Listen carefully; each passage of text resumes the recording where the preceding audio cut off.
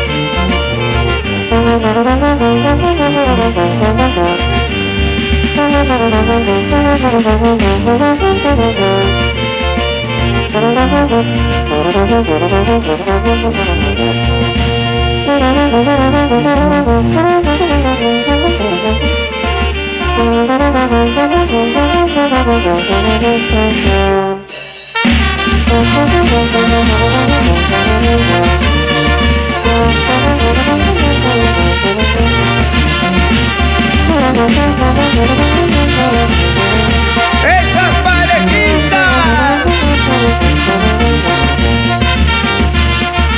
esa vueltecita, con ganas, con ganas, con ganas,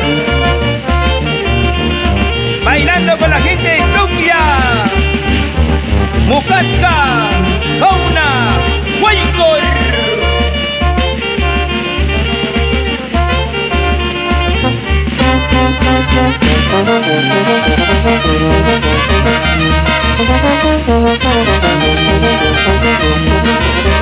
Así, así, Ubago Zulio David, Rosito Quiñones.